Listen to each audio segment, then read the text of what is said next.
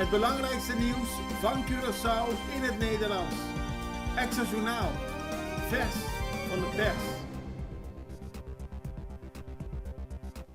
Welkom bij Extra Journaal. Fijn dat u weer kijkt. We hebben het belangrijkste nieuws voor u op een rij gezet. En we beginnen met een bericht dat de VBC een oproep doet om morgen vroeger te sluiten. Het gaat om de bedrijven en de Vereniging Bedrijfsleven Curaçao. Die doet een hele oproep aan de hele Curaçaose zakenwereld om te overwegen donderdag 25 juni eerder de deuren te sluiten.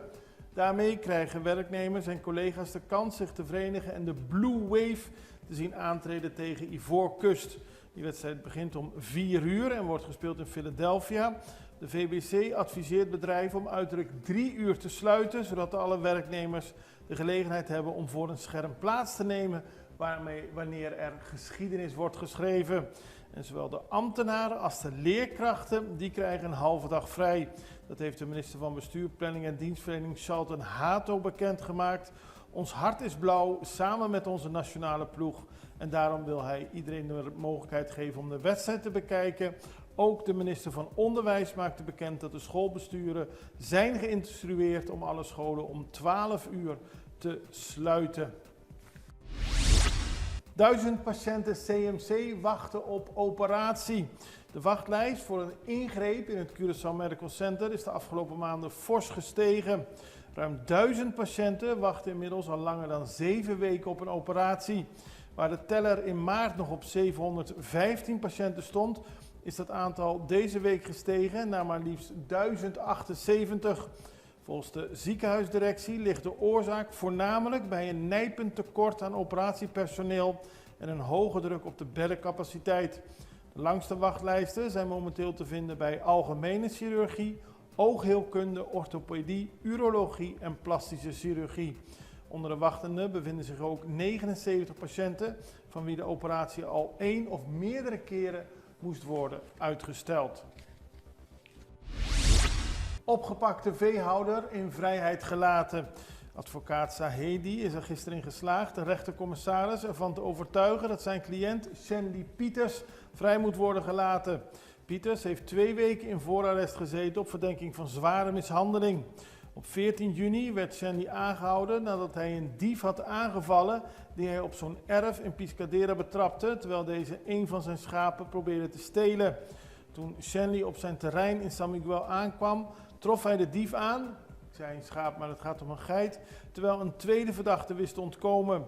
Het incident maakte hem woedend en verontwaardigd, mede omdat er in het verleden al meerdere dieren van hem waren gestolen. Er ontstond een woordenwisseling tussen de eigenaar. De dief beet Shandy in zijn vinger en die zou hem hebben geslagen, waardoor het oog beschadigd raakte. Beiden moesten behandeld worden en waren ook opgesloten. Gisteren verscheen Shandy opnieuw voor de rechtercommissaris en die heeft bepaald dat hij op vrije voeten kan worden gelaten, maar hij blijft verdachte. Barretjes zijn de hele dag niet open gegaan. We hadden het er gisteren al over in de uitzending van Extra Journaal. De autoriteiten hadden de barretjes van de Venezolanen die hier op de Chacaprineskade groente en fruit verkopen gesloten. En vandaag in Extra staat er meer details over deze zaak, want de hele dag is het gesloten gebleven. En dat is gedaan door medewerkers van douane, MEO, immigratie, het politiebureau Punda en de kustwacht. Maar de Extra schrijft dat het lijkt alsof dat de verkopers, de fruitverkopers, de Curaçaose wetgeving niet kennen. Er werden namelijk verschillende goederen in beslag genomen, onder meer 30 kilo kaas, grote hoeveelheden medicijnen, waaronder Viagra, gezouten kabeljauw en heel veel tabak. En dat zijn allemaal zaken die niet verkocht mogen worden. En omdat het niet de eerste keer is, is er besloten om de boel stil te leggen. Bij Kranji is aanpassing van het geslacht al mogelijk, tenminste in de papieren. Dat schrijft de Extra vandaag. Het gemeenschappelijk hof van justitie heeft een eerdere uitspraak bevestigd in een zaak waarin een persoon had verzocht om de vermelding van het geslacht op de geboorteakte te wijzigen. Dat gaat om een procedure die in Aruba heeft plaatsgevonden, maar, zo meldt de krant, op Curaçao worden dergelijke wijzigingen al geruime tijd uitgevoerd. Zo heeft de burgerlijke stand op Curaçao, Kranji, al veel geslachtswijzigingen verwerkt. Dat is niet bij iedereen bekend, maar het is wel een bericht dat in de samenleving op deze wijze nu bekend wordt gemaakt. Eerder was er nogal wat verwarring ontstond en dan leek het dat er een andere situatie op Aruba dan op Curaçao is. Dat mogen misschien zo zijn, maar de praktijk betekent dat ook op Curaçao zo'n geslachtswijziging al plaatsvindt. Indien verzocht natuurlijk. Veel materiaal gestolen bij FFK. Inbrekers zijn gisteren in de vroege ochtend aan de haal gegaan met de grote hoeveelheid materiaal van Federación Fútbol de Curaçao. Alles wijst erop, zo schrijft de Extra, dat er sprake was van een inside job, omdat maar heel weinig mensen wisten wat er in de containers lag. Het ging om 4 tot 6 mannen die het terrein van CPA, Curaçao Ports Authority, aan de Motetwerf waren opgegaan en daar de containers hebben opengebroken. Het gaat onder meer om trainingspakken, shirts en andere artikelen die allemaal te maken hebben met de Blue Wave.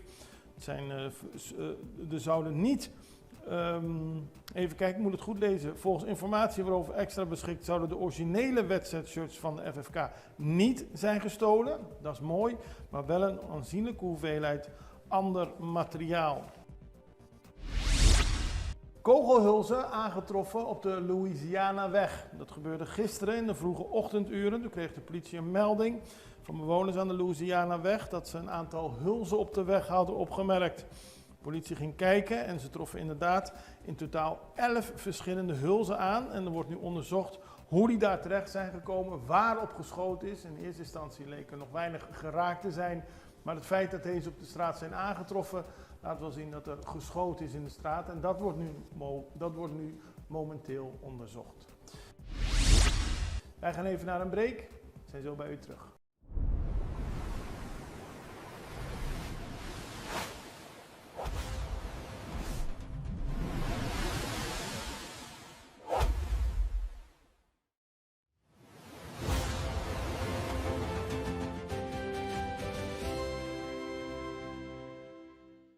Extra in Nederland. Van Amsterdam tot Arnhem, van Groningen tot Maastricht, Extra is erbij. Volg Extra Digitaal en blijf op de hoogte van de belangrijkste ontwikkelingen in Nederland. Extra Digitaal is te zien op verschillende platforms en kanalen zoals WhatsApp, YouTube, Facebook, Instagram en ook TikTok.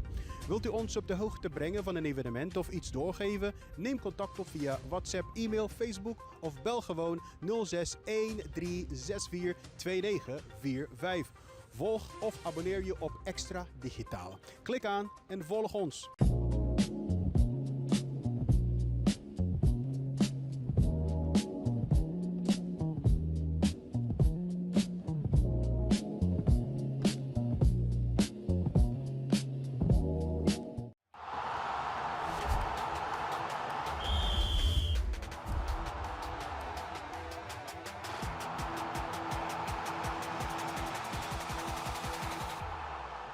De Blue Wave, we weten het allemaal, morgen tegen Ivoorkust. En zoals gezegd eerder in deze uitzending krijgen ambtenaren en docenten vrij om die wedstrijd te bekijken. De halve dag vrij. En de Vereniging Bedrijfsleven Curaçao doet een oproep aan heel veel bedrijven om ook te sluiten, zodat iedereen dit historische moment kan bekijken. De nationale ploeg van Curaçao heeft gisteren opnieuw getraind op voorbereiding op die belangrijke wedstrijd. En de verwachting is dat Curaçao hetzelfde tactische systeem zal blijven hanteren als in de wedstrijd tegen Ecuador, zo schreef de Extra vandaag. De ploeg stond gepland om vanochtend voor de laatste keer te trainen en daarna zullen ze naar Philadelphia vliegen. Daar krijgen de spelers de gelegenheid om het veld en het stadion te verkennen en zal er ook een persconferentie plaatsvinden. En bij de training is er ook een gesprek geweest met Leandro Bacuna, de aanvoerder, de trots van de Blue Wave. En hij heeft er alle vertrouwen in dat de ploeg een goed resultaat kan behalen tegen Ivoorkust. Volgens hem moet Curaçao op hetzelfde niveau spelen als in de slotfase van de wedstrijd tegen Ecuador om succes te boeken. Hij zegt zelf met veel hart te hebben gespeeld en alles te hebben gegeven. Mede dankzij een uitstekende prestatie natuurlijk van doelman Eloy Room. De aanvoerder legde verder uit dat zijn persoonlijke ervaring een belangrijke rol kan spelen om het doel te bereiken. Hij heeft tenslotte al veel ervaring en tegen veel verschillende spelers van Ivoorkust gespeeld. Volgens Bacuna is Ivoorkust te vergelijken met een sterkere versie van Jamaica. De ploeg beschikt over veel fysieke kracht en speelt hard, maar heeft veel kwaliteit. Als Curaçao net als tegen Jamaica standvastig blijft, dan is er een resultaat haalbaar, zo zegt Leandro. En hij heeft geloof in een positief resultaat. Nou, mooie woorden van de aanvoerder. Morgen de belangrijke wedstrijd, we kijken er allemaal naar uit. Dan gaan we tot slot nog naar internationaal nieuws. Want de Braziliaanse president Lula heeft dinsdag een programma gelanceerd om de georganiseerde misdaad in Brazilië te bestrijden. Dat deed hij enkele dagen nadat hij het onderwerp in Washington had besproken met Donald Trump. En hij doet het ook 5 maanden voor hij zich herkiesbaar stelt als president. Machtige criminele organisaties die controleren delen van Brazilië. Ze verdienen geld met drugshandel en andere illegale activiteiten. En Lula wil dat hard aanpakken. Het aangekondigde plan komt te midden van een debat over de mogelijkheid dat de Verenigde Staten de 2 organisaties in Brazilië als terroristische organisaties zullen aanmerken. En het plan is gericht op de economische en operationele structuren van de criminele groeperingen te ontmantelen door hun financiële middelen af te snijden en witwaspraktijken en wapenhandel te bestrijden.